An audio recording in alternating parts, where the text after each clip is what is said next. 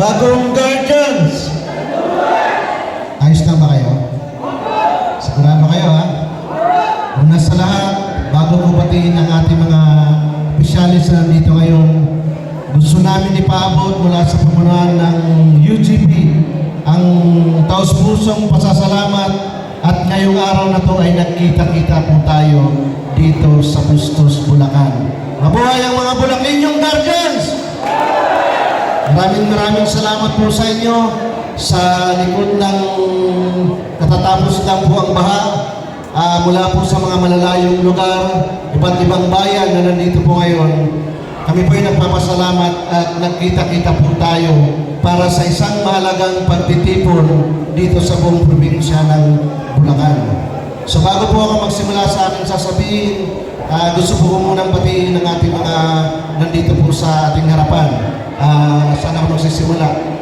Kay GGMF Boy, Elmer Barrera, Chairman ng GGSSFI. Kay PCGS Christopher Kailar, Chairman ng Bulacan, ng Central Luzon, ng CIMG GMFII. Si IGMF Antique, siya ang Central Command Director ng GI 3rd Central Command. Ang ating panauhin na dito ngayon, si Alfred Kerubin, ang anak ni Colonel Ariel Kerubin. Ang ating Universal Chairperson, Job Squad number 3, Titular Head, walang iba, UPMF Percival Arthur Amins. Siyempre ang ating ina, ang brain and father of ang ating brain and mother of all guardians, alter ego PF Japan, BMG Sara Vicenta Hangaw. Ang ating magandang dilag na nasa harapan, si Mrs. Universe Director Miss Charo Calalo. Welcome po. At syempre ang kanyang kasama, magandang dilag din po, si Miss Joy Santos, ang Mrs. Glamour Look of 2021 ng Mrs. Universe. Ang chairman po, chairwoman ng RUGBI the 2004 Reforman United Guardians Brotherhood Incorporated, walang iba, Susan AJMF Delta Villares. At syempre ang pinakapogi at ang chairman din ng CIMD at saka Central President ng Guardian Union Nationalist Confederation OJMF Gios Piner Castillo. Ang ating Universal Chairperson Supplementary UPM Star. Nandito po Evangeline Tanong-Tanong. Ang iba pang mga chairwoman nandito po ngayon, si LGMF Laura mula sa RGI Alakdan Central League Director, Sis Laura Cruz. Andito rin po, andito ba si PCGS Lisa Nilyama? Ang chairwoman, o saka si Leonardo PCGS Tong Francisco. Wala. Andito rin po, isa din sa host natin, Charlie, IGMF Olympus Juan, ang nagpakain sa akin kagabi ng gulay at saka toyo. Ang sarap kumain sa bahay nila. Maraming salamat, brother. PCGS June, nandito ba? Mula sa GUCDWII, PCGS Naning, PCGS Nestor Taupo, Chairman Wake, PCGS JR, Dave, IGMF Dave Paidakan, mula sa Guardians International 8 Central Command. Asan na si IGMF Dave? Charity, SGMF Chari Binluan, mula sa Magwis Guardians. PCGS Jane Larik, at saka PCGS Dan Tasan Milay Prisno. At saka yung representative ni PCGS Nono, Artemio Calde. Mabuhay, brother. So, sana wala akong nakalimutan ng mga chairman. Lahat po na nandito po ngayon, maraming salamat po ulit at magandang buhay po mga kapatid po sa Guardians. Ang papel ko po ngayon kung bakit nandito po kami ay para ipakilala po sa inyo ang ano ang nilalaban natin para sa 2025. Bakit tayong mga Guardians ay nag-iipon-ipon muli? Ano ang ating tunguhin? Ano ang dapat natin ipaglaban? At ano ang kailangan dalhin natin mga prinsipyo sa laban na to. Kasi po kung matatandaan po ninyo, sumasabak tayo sa politika bilang mga guardians simula 1976, nung panahon ng martial law, nakialam na po ang guardians sa usaping politika. Hindi na po usapin sa ating mga guardians kung lalahok tayo o hindi. Ang tanging usapin na lang po sa ating mga kapatid sa guardians ay yung tamang politika o yung maduming klaseng politika ang ating tatahakin. Bilang mga guardians, bilang mga ginoong tagapagligtas ng ating bayan, kinakailangan po tayong tumahak sa tinatawag na politika ng pagbabago. Hindi masamang politika, hindi maduming politika, kung hindi politika ng pagbabago. Kasi nga po, matagal natin inasam-asam, dekada na ang nakaraan, iba't ibang experience, iba't ibang pangyayari sa buhay ng guardians ang ating naranasan. Iba't ibang kwento na keso si Juan, keso si Pedro, na tanging mga kapatid natin sa guardians na inuklok natin sa pwesto. Sila ay mga gobernador, mga congressman, mga senador, maging presidente pa nga, may markang guardians. Markado sa ating mga kapatid sa guardians. Pero parati natin tanong, ano ang ginawa nila sa guardians? Anong programa ang binigay nila sa ating mga kapatid? Yun ang parati natin hinahanap. Pero ang kasagutan po niyan, na tanging tayo lang ding mga guardians ang nakakaalam, na sila'y umupo sa pwesto dahil sa personal nilang pangalan, hindi bilang guardians. Yun po ang kulang natin. Parati natin sinasabi, mga kapatid, na dapat ang mga guardians ay nagkakaisa. Tayo ay nagsasama-sama. Yun po ang kailangan natin. Anyway, bago din ako magpatuloy, i-recognize din po natin ang Central Diplomatic President po ng Guardians Diplomatic Corps, si DGMF Cyrus Ronaldo Torres. Palakpakan po natin. Saan official lang natin dyan sa printing ngayon ng ating mga t-shirt. So magpapatuloy po ako.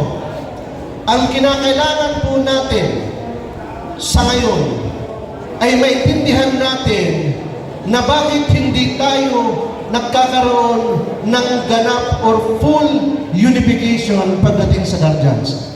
Bakit hindi natin totally ma-unite ang guardians? Simple lang po ang sagot. Ang inatupag po natin simula 1976 hanggang ngayon ay puro mga organisasyonal na mga usapin. Pag sinabing organisasyon, ito po yung usapin ng mga promosyon, usapin ng posisyon, usapin ng struktura, usapin ng mga kapirahan ng guardians, usapin ng mga ranggo, mga promotion. Yun po ang parating umiikot sa atin, maliban lang po doon sa mga tulungan at sa mga patak-patak system na ginagawa natin.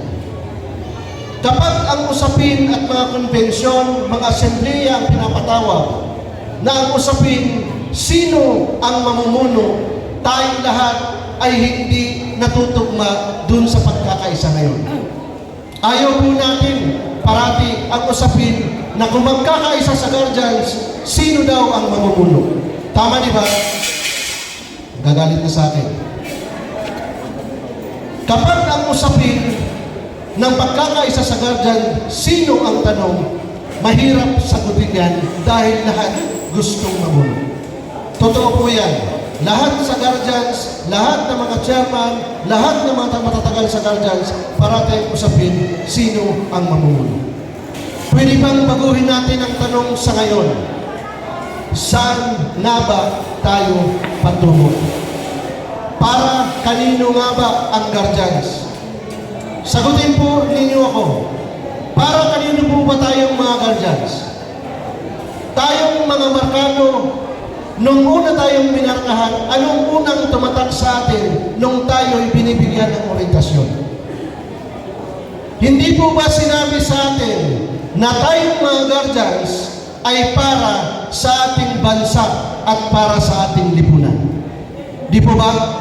Ang huling letrang nakatatak sa ating mga katawan, sa ating mga balikat, is N at S, nation and society. Ang parati natin pinag-uusapan, gentleman, mga attitude na lang yun, united, associate, race, bayang Pilis. Pero ang pinaka-importante sa lahat, ang huling dalawang letra ng ating marka, the nation and society, yung ating bansa at ng ating bayan.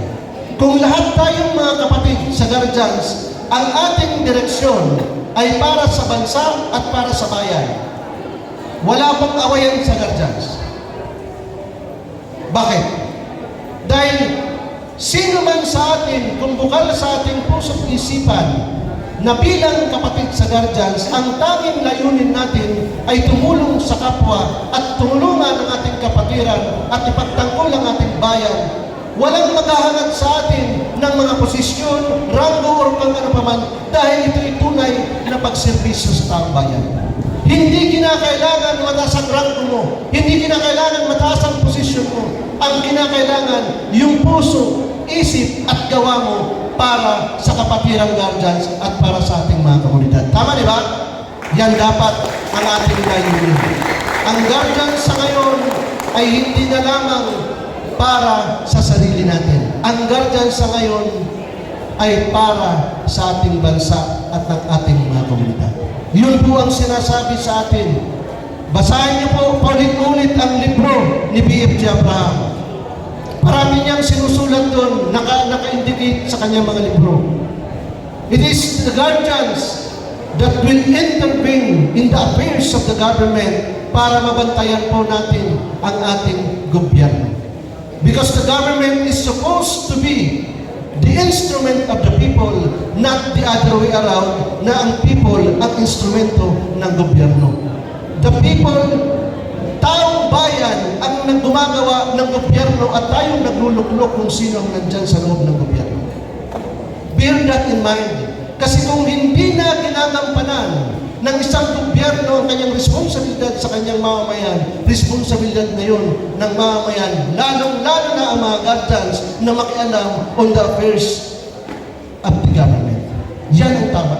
Kasi yan ang ating mga sinumpaang tungkulin bilang mga kapatid sa Guardians. Mismo si B.F.J. Abraham, ang brain and father of all Guardians, ang nabigay sa atin ng imahe na gano'n. Now, the problem is, paano tayo mag-intervene in the affairs of the government? Reklamo tayo ng reklamo sa ating gobyerno. Gumagawa tayo ng sarili natin pagsisikap, hindi pa rin tayo umaangat. Bakit? Dahil isa lang po ang problema ng Guardians sa ngayon. Tayo ay katuwang ng gobyerno at katuwang ng lahing Pilipino, pero ni isa sa atin ay walang nakaupo dyan sa loob ng gobyerno. Di ba? Mayroon po nakaupo, patanong-tanong, are they representing the Guardians family? Sila ba'y tunay na nandyan dahil sila'y mga markadong mga Guardians o di kaya'y ginamit lang nila ang kanilang pagmarkado para sa sarili nilang interest? Mag-iiba po ang pananaw ng ating kapatiran. Dahil pag tayo'y tumahak sa mundo ng politika, diyan na po magsisimula ang tunay na pagbabago para sa kapatirang Guardians. Na ang basihan ay hindi rank at promosyon, hindi ang tagal o bago, hindi ang basihan dyan o kung ano-anong mga usapin, pang-pinansya, korupsyon, etc. etc. Mababago ngayon ang imahe ng Guardians. Titingnan tayo ng buong Pilipinas na ang Guardians pala ay isang napakalaking makinarya, pinakamalaking organisasyon sa Pilipinas na kung ito'y magkakaisa, magkakaroon pala ng pagbabago sa ating sitwasyon sa ngayon. Dahil tayo na lang po ang inaasahan. Bilang organisasyon, wala na pong iba na pwedeng asahan na may kagaya po nito sa buong Pilipinas. Tayo lang po ang organisasyon na proud tayo, na alam natin, na kasama natin ang organisasyon pagdating ng panahon na nasa hukay tayo. Dahil karga natin ay kasama natin sa hukay. Hindi yung mga ari-arian, hindi yung kung ano-ano pa man, hindi ang pamilya. Hindi ang ating mga kaibigan, ang kasama natin sa hukay, ang ating mga marka sa katawan, ang ating pagiging Guardians. Kaya mahalin natin yan dahil yan ang binigay sa atin na pamana ng ating ama na pumanaw na si B.M. Jebra. Now, having said that, kinakailangan po natin alamin kung paano tayo lalaban sa mundo ng politika. Bago po ito ngayon, pero kinakailangan natin alamin ang mundo na to para alam natin kung paano natin ito tatahakin. Kung gusto niyo makita po yung slides dito sa kanang banda ko, kaliwang banda niyo po, nasa kanan ko po, andyan po ang binabasa niyo mga primer. Ang mga katanungan po dyan, kailangan natin masagot. Una po, ano po ang party list? Ang laban po natin ngayon, ang party list. Pag sinabi niyo pong party list, anong unang pagkadinig niyo? Pag sinabing party list, alam, walang silbi yung mga yan. Pandagdag lang yan. Mga nagrarally lang yan. Di ba, yun naman ang karamihan na alam natin pagdating sa party list. Pero ang hindi natin alam na ang party list pala ay isang batas o tinatawag na Republic Act 7941 na ginawang batas para magkaroon ng proportional representation ang lahat ng mga sektor na mga marginalized at underrepresented ay pwede palang tumakbo at manalo bilang party list at nakaupo sa Kongreso. Yun ang gamit ng batas na ito. Na pwede ang mga sektor, organisasyon o koalisyon, either ikaw ay national, ikaw ay sektor, ikaw ay regional, pwede kang sumali bilang party list. Ang layunin po ng party list system ay inaamin po niya na ang mga maliliit na sektor sa ating bayan ay walang puwang sa mga legislative district dahil ang pwedeng manalo doon ay kung sino lang ang may pera, may makinarya at may impluensya, kilala, sikat doon sa lugar na yun, kaya pwedeng maging congressman. Nawawalan po ng pagkakataon ang mga maliliit na sektor sa ating bayan para sila ay maging congressman at umupo sa Kongreso at gumawa ng batas. Kaya po, ginawa ang Republic Act 7941 para magkaroon ng party list. Sa punto pong yan, dapat pong kilalanin natin na mahalaga pala ang party list system. Dahil po ang Pilipinas, sa totoo lang, is a multi-party system of government. Hindi kagaya sa Estados Unidos, dalawa lang ang partido na pagpipilian doon.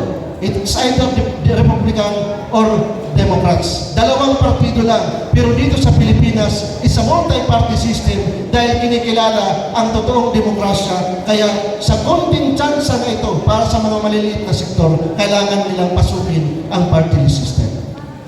Kaya, dyan tayo papasok sa ngayon. Ang UGP naman, bilang party list, number 2, ang UGP ay isang regional political party. Kaya pumasok tayo dun sa criteria bilang partido, hindi bilang sektor. So as a political party, ang ating layunin ay para magkaroon ng isang ligtas, nagtutulungan at maginhawang mga komunidad.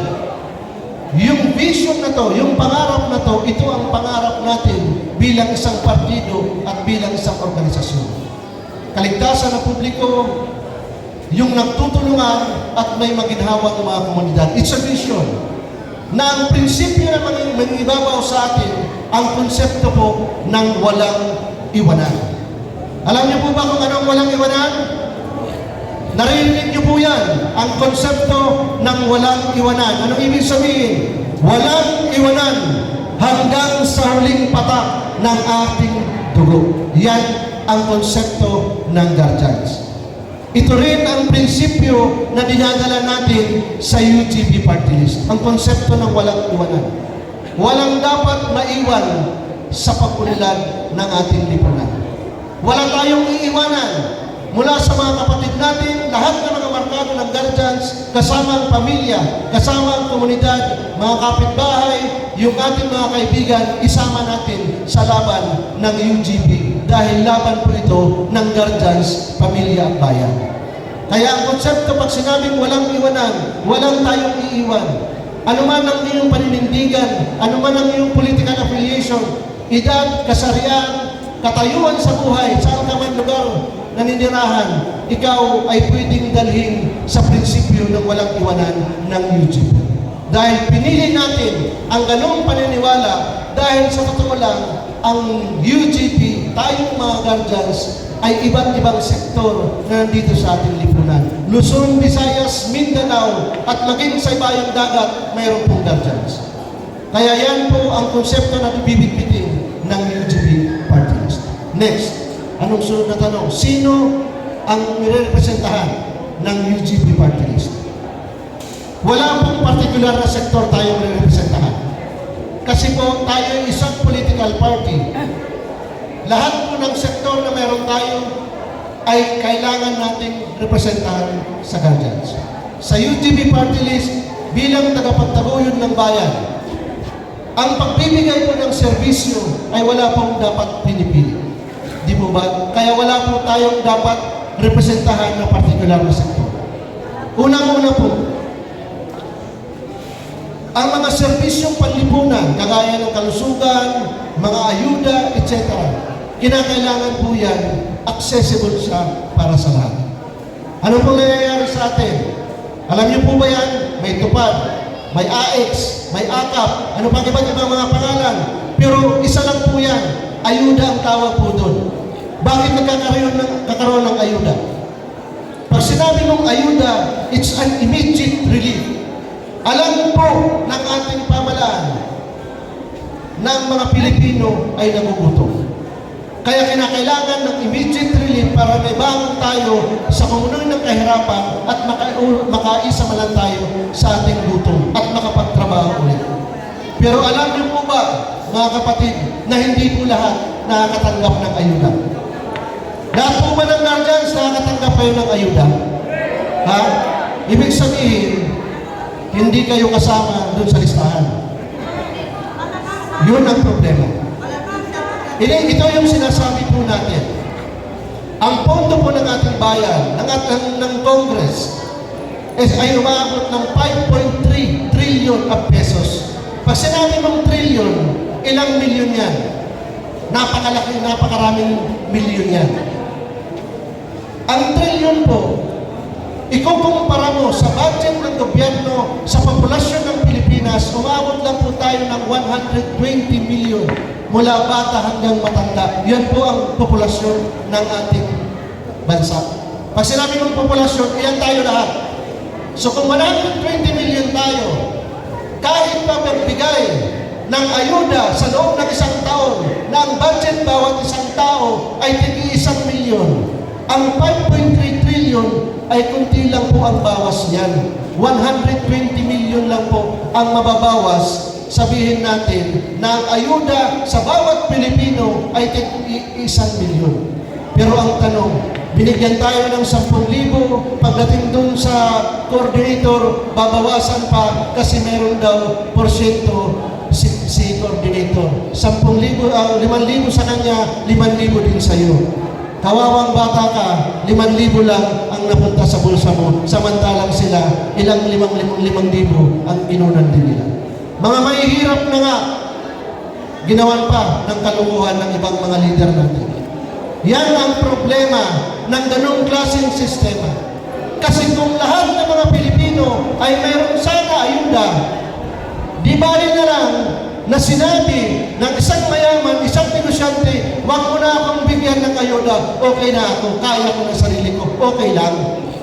Pero dapat lahat bigyan ng ayuda, anuman ang kanyang political affiliation. Bata man siya ni Mayor o hindi, bata siya ni Congressman o hindi, ang punto po dyan, lahat po tayo kumakain ng bigas. Tama, di ba? Lahat po tayo na kailangan ng ayuda. Kaya yan po ang konsepto na sinasabi ko po sa inyo na ang UGP ay ang prinsipyo niya ay walang iwanan. Lahat po tayo pantay-pantay. Maliwanag?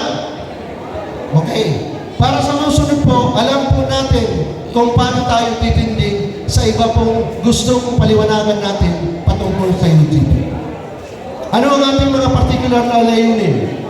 Bilang congressman, 3 po ang prinsipal na trabaho ng isang congressman. Una, gumawa ng batas. Pangalawa, gumawa ng mga proyekto at makialam sa usaping nasyonal at lokal. At pangatlo po, ay pataas ang antas ng ating kakayahan para gumawa po tayo ng mga serbisyong panlipunan. Yan po ang tinatawag natin na mga layunin ng ating UGB party list. Marami pong batas na kailangan natin ayusin.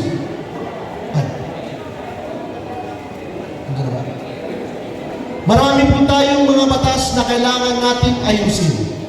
Kaya po, dito sa ating bayan, dapat po maintindihan natin sa ngayon na marami pong mga batas na ginawa ng mga magagaling na mga congressman at mga senador sa Kongreso. Pero ang tanong po dyan, yung batas po ba na yan ay totoong nakikinabang po ba sa taong bayan? Kasi marami pong batas, halimbawa, ang gustong isulong na batas ng ating kinatawan sa Kongreso na si Eugene Mepisa, ang anti-vote buying law. Kasi nga po, ang korupsyon sa ating bayan ay nagsisimula po yan sa bilihan ng boto. Tama di ba? Kapag ikaw, kandidato, gumasto ka ng 50 million o 100 million para ka lang manalo sa iyong pwesto, anong gagawin mo ngayon kung ikaw ay nasa pwesto na? Natural, ikaw ay babawi. Kulang pa ang babawiin mo dahil tatakbo ka na naman sa susunod na eleksyon, ikaw ay magtutubo at magiging negosyante na rin sa loob ng ating gobyerno.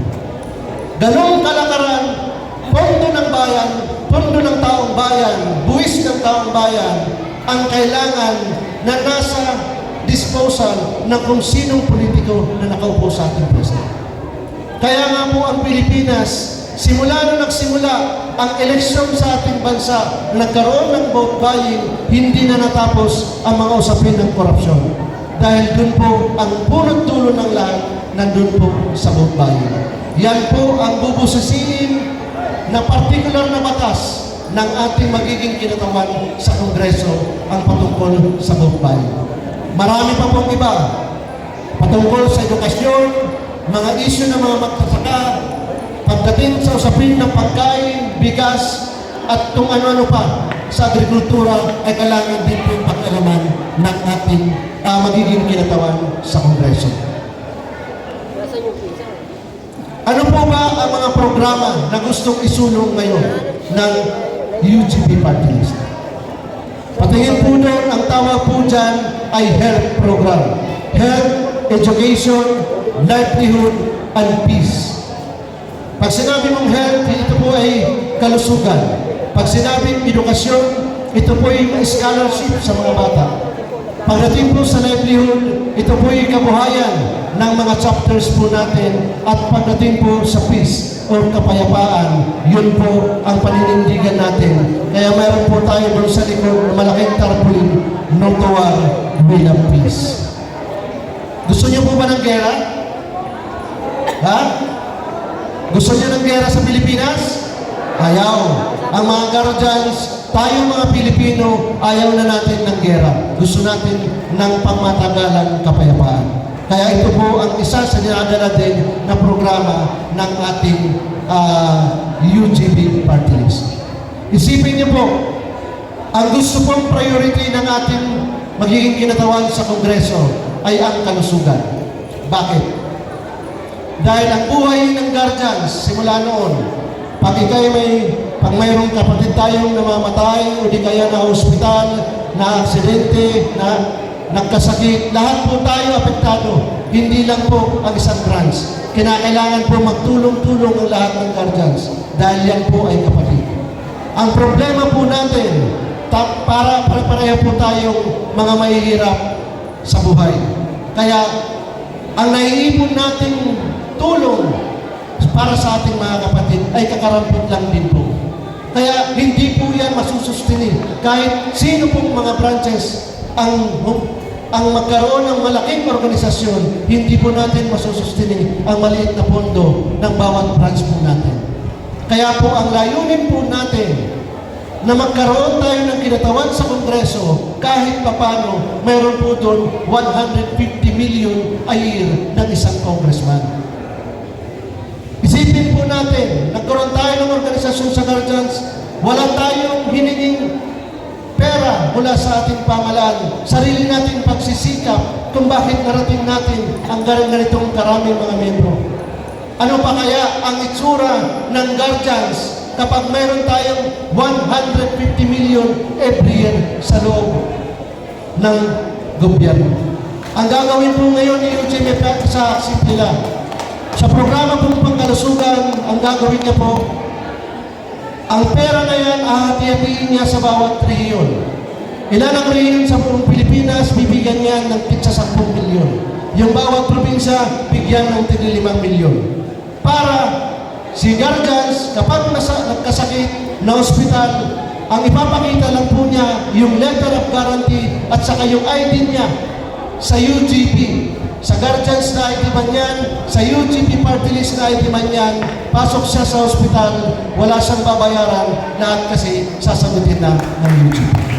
Yan po ang programa ng ating magiging kinatawan, lalo-lalo na si UGMF isa. Yan ang gusto niyang unahin. Sabi pa nga niya, kung ang pondo ng ating party list ay nasa mga ospital na, ipaalam lahat sa mga membro ng guardian sa bawat rehiyon na ang pondo po ng ating UGP party list ay nasa ospital na pwede na po ang mga guardians magkasakit. Joke lang po. Biro lang po niya yun. Ang ibig niya pong sabihin, ayaw, ang gusto yung mangyari, ang pondo nasa ospital kasi ayaw na ayaw ng ating presidente na si Eugene Pisa ang korupsyon. Kasi bakit? Kasi kung ang pera na galing sa gobyerno ay hawak-hawak lang ni chairman at si chairman ang mamimigay ng mga medical assistance, baka mamaya magkaroon pa ng problema kasi si chairman, totoo naman talaga, 10,000 ang kanyang binigay. Pero pagtalikod ng membro, sasabihin, hindi lang ito dapat 10,000. 20 mil to, humati pa si chairman. Diba? Gumawa lang siya ng tama, nagkamali pa siya. Dahil tao lang, pwede mag-iba din ang isip natin. Kaya para walang korupsyon, andun ang pondo sa mga ospital. Ang gusto magnakaw, magkasakit muna, pumunta ng ospital. Yun po ang bilin sa atin ng ating presidente na si Eugene Pisa. So gamitin natin ang tama ang ating pondo. Pero kung magkaroon pa tayo ng dalawang kinatawan sa loob ng Kongreso, ang susunod na priority niya sa pangalawang congressman ang scholarship para sa mga anak ng guardians. Ang gusto niya pong ipaliwanag sa scholarship, magsisimula ang scholarship program natin doon sa pangalawang taon ng bata pagdating sa kolehiyo. Di ba tayo mga magulang, pag first year college ang ating mga anak, lahat tayo nagsisikap, o pwede pa yan, si bro o di kaya maghahanap buhay talaga yan, mag-iipon yan, para lang makapasok sa kolehiyo ang kanyang anak. Kasi first time makapasok sa college sa kanya. Lahat tayo magsisikap niyan. Magbebenta yan ng lupa o di kaya ng kalabaw, maghahakot yan ng kung ano-ano dyan, mamamasukan yan sa trabaho para makaipon lang ng pera. Ang problema ngayon, kapag pangalawang taon na, pangatlong taon, pang-apat na taon, dahil kung dati kumakain pa si bro at saka si sis, ang nangyayari na, pag pangalawang taon na ni Junior, ikaw ay naglulugaw na lang. Yung pangatlong taon na, ikaw ay tubig na lang. Dahil ikaw nagtitipid para makapag-aral lang ang ating anak. Ramdam po ng ating presidente na si Eugene Pisa ang buhay ng mga magulang natin, mga kapatid sa guardians. Kaya ang gusto niyang programa, papasok ang ating mga kabataan na scholarship program dun sa pangalawang taon. Dahil ang isang congressman, 3 taon lang ang termino. Para kapag tapos na ang termino ng ating kinatawan, ang bata na scholar natin ay magiging tapos din sa kolehiyo. Yun ang gusto niyang mangyari. Di ba? Dahil alam niya na study yan sa DepEd na ang ating mga magulang hirap na harap para makatapos lang sa pag-aaral ang ating mga anak.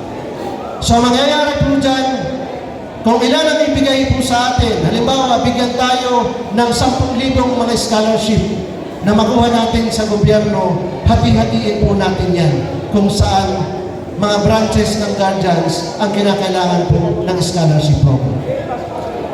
Yung pangatlo po na programa natin, yung livelihood. Ang usapin sa livelihood, ang sabi niya, iwasan natin yung mga branches na magulo pa. Ang livelihood, ipamamahagi yan dun sa mga branches ng guardians na maaayos at walang away-away pagdating sa pera. Para hindi magiging problema ang mga kooperatiba na itatayo po natin.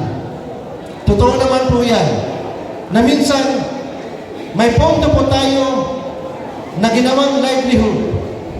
Mga hayop, mga kalabaw, o kung ano-ano, kambing, o iba pa, baboy.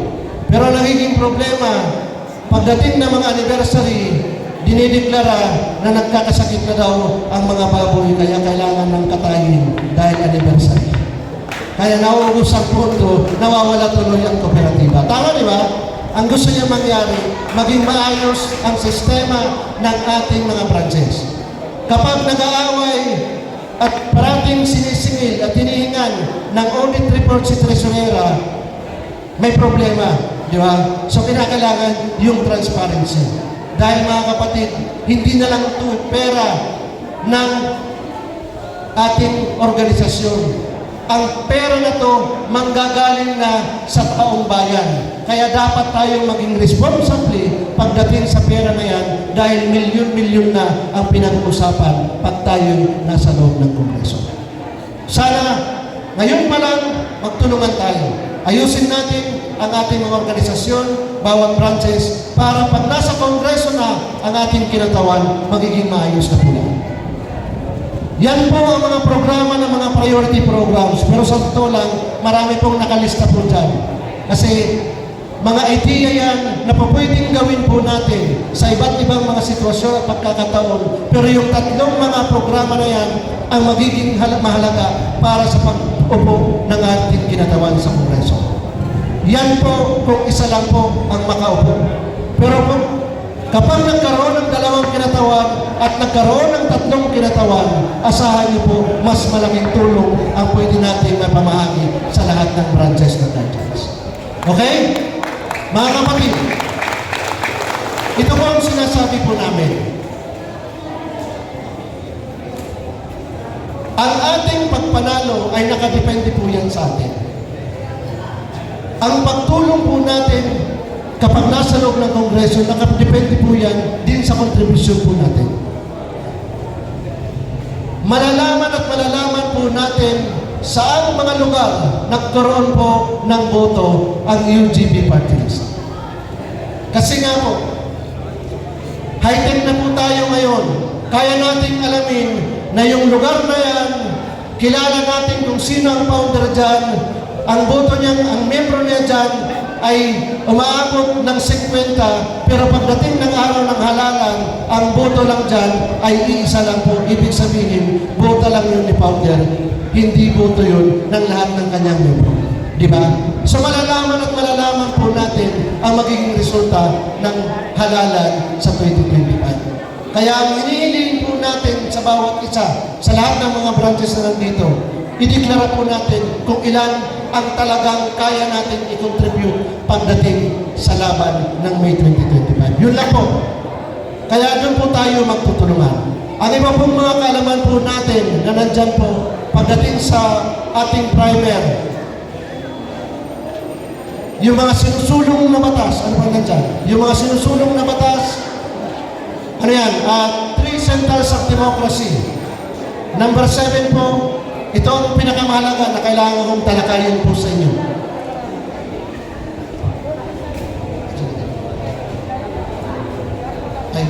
I-acknowledge po pala natin.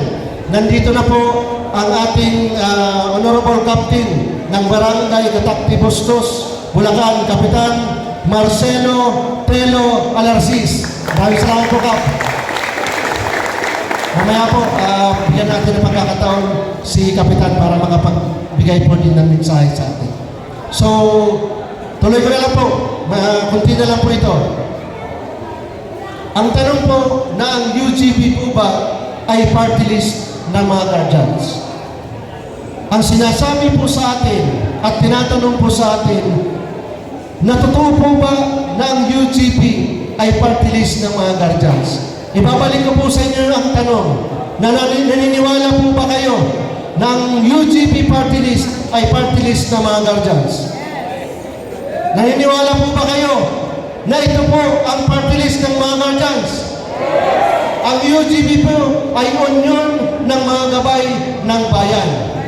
Wala man pong pangalan ng guardians dyan. Alam po natin sa mga isipan natin na kapag sinabing UGP, ito po ay yung Universal Guardians Brotherhood Apex Confederacy na itinayo ng ating ama na si BFG Abraham. Siya po ang nagtayo ng UGP bilang umbrella organization ng lahat ng guardians sa Pilipinas. Dahil po sa mga usapin teknikal, usapin ng mahirap magpa-accredit po sa Commission on Election, napilitan po tayo na isakripisyo na wala munang nakalagay na pangalan ng guardians doon sa i-release po nating party list. Para po hindi magkaroon ng komplikasyon, dahil po noong 2022, nag-file po tayo ng guardians mismo ang pangalan, hindi po tayo pinalad, kaya hindi po tayo nakasama doon sa listahan ng mga party list ng 2022. Ito po ang rason ngayon kung bakit hindi natin muna isinama ang word na guardians, pero sinigurado natin na maintindihan ng mga kapatid natin ang letra ng UGB. Dahil yun po ay Universal Guardians Brotherhood. In other words, union ng mga gabay ng bayan, dahil tayo din po yan mga guardians. Kaya huwag na po natin ituin ang iba nating mga kapatid. Pag sinabing UGB, guardians po yan. At mayroong ipinasang resolution nung Guardians Day, nung May 4 birthday ni BFG Abraham. Itong taon na ito, ipinasa ng Apex Council that the Union ng Gabay ng Bayan will be the official political party of the Universal Guardians Brotherhood, and therefore UGB will be campaigning for the Union ng mga Gabay ng Bayan for the May 2025 party list election. Ibig sabihin po niyan mga kapatid, lahat po ng mga branches ng guardians sa buong Pilipinas na under ng UGB or Universal Guardians Brotherhood ay obligado tayong suportahan ang union ng mga gabay ng bayan bilang party list sa May 2025. Dahil yan po ang pinagkaisan ng lahat ng mga chairman na kasali ng UGB. Ang hindi po sumunod, bahala na lang po sila.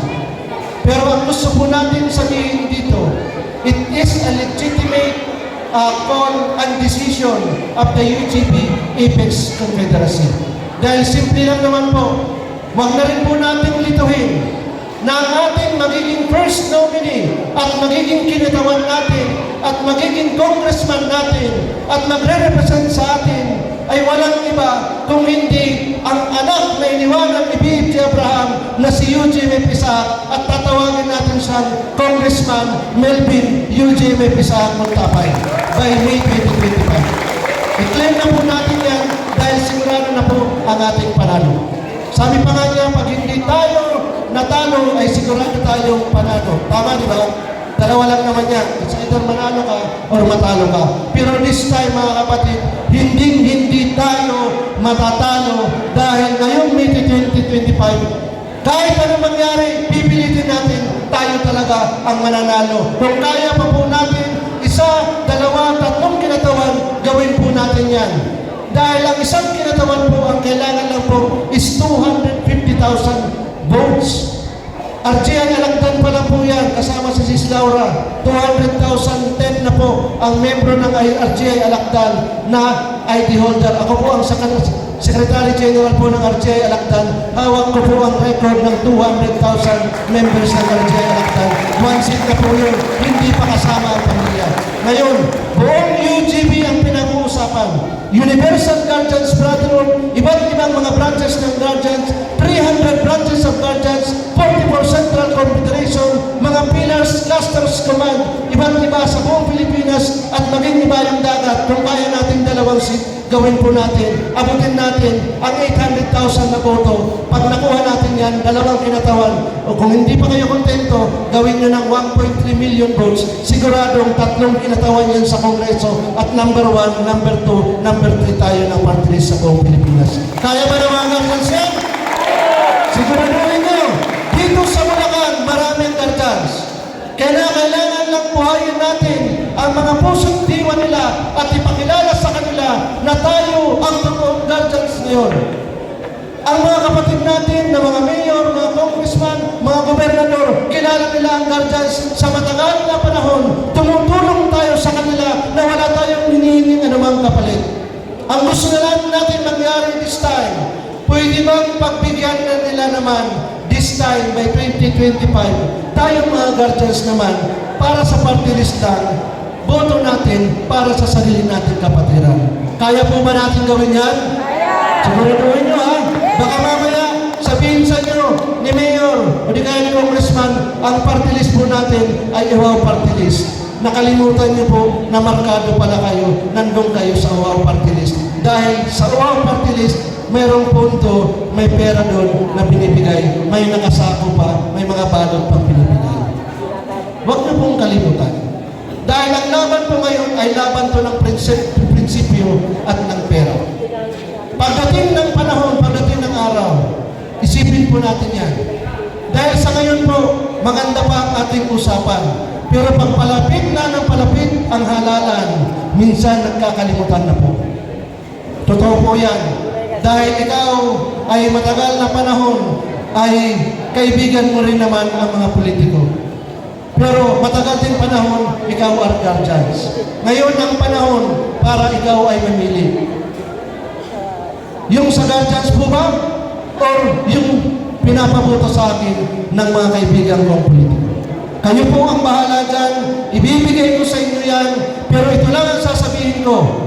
Pagdating ng halalan, pagkatapos ng resulta ng eleksyon, dahil mananalo tayo, bibilangin namin yan saan natin nakuha ang mga boto na to. Kung sino ang nagbigay ng malaking boto sa bawat chapter, sa bawat lugar, barangay, bayan, munisipyo, syudad o probinsya, uunahin natin dahil tayo nagbabayad ng utang, dahil nanalo tayo, hindi tayo namili ng boto. Nanalo tayo dahil sa suporta ng mga membro natin sa Guardians. Utang na loob po namin yan sa inyo. Yan po ang dapat natin ginagawa. Nanggaling po kami dati sa RAM. Kami ni Eugene Pisa. Bumitaw kami sa RAM dahil hindi po naging tama at tumugma ang mga dapat na ginawa. Dahil nung sila yung po sa pwesto, wala silang programang binigay sa mga membro po natin. Hindi mangyayari yan sa Guardians. Gusto natin ipakita sa buong bansa na pwede pala itong mga Guardians gumawa ng isang political party, sumali sa party list, hindi nanghingi ng pera, hindi nagbumbay, pero mayroong kinatawan sa Kongreso. Bakit? Kahit isa lang ang maupo sa atin, kahit si Eugene Pisa lang ang umupo dyan, proud na proud tayo. Bakit? Dahil alam ng lahat ng mga congressman sa buong Pilipinas na ang representante ng Guardians ng UGB party list ay hindi namili ng boto. Ibig sabihin niyan, ikaw ay may malaking constituent sa buong bansa. Sorry to say, meron pong ibang mga nakaupo dyan sa Kongreso. Yung upuan po nila, maganda, di ba? Pero binili nila po yun sa taong bayan. Tayong Guardians, hindi tayo mamimili ng boto. Come what may, ang tangi nating aasahan, yung dala-dalang mga prinsipyo po ng bawat isang kapatid natin. Yung doktrina po na ibinigay po sa inyo, ang konsepto ng walang iwanan, yun po ang hahingin namin pagdating ng araw na yun.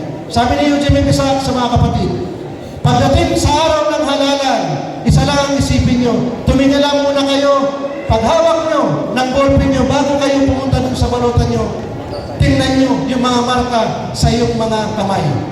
Kung totoo bang nasa puso nyo ang pagiging Guardians. Yan lang po ang maiisip natin kung nagmimilagro ang mga Guardians sa Pilipinas. Pag nakita natin na malaki ang ating nakuha boto, that will be history in the making. Tatapusin na natin ang matagal na mga usapin sa Guardians pagdating sa korupsyon, pagdating sa problema at kung ano-ano pa, tapusin natin to sa laban na to ng May 2025. Habang lumalaban tayo sa pansarili natin sa loob ng organisasyon, ihanda natin ang ating mga sarili sa susunod ng yugto ng laban ng lahat ng guardians para sa bansa at para sa ating lipunan. Sana huwag natin kalimutan, Union ng mga gabay ng bayan, UGB Party List, pagdating ng panahon mga kapatid, mananalo tayo. Kaya magkita-kita po muli tayo pag nasa loob na tayo ng Kongreso. Bukas po ang Kongreso para sa mga guardians. Magsasalita si Eugene Pisacton. Papakita natin sa buong Pilipinas na napakarami po tayo. Maraming salamat po sa inyo lahat at nabuhay po kayo. Nabuhay ang guardians! Thank you po. Maraming salamat sa ating Secretary General na si EJF Josiah Nestor Garza.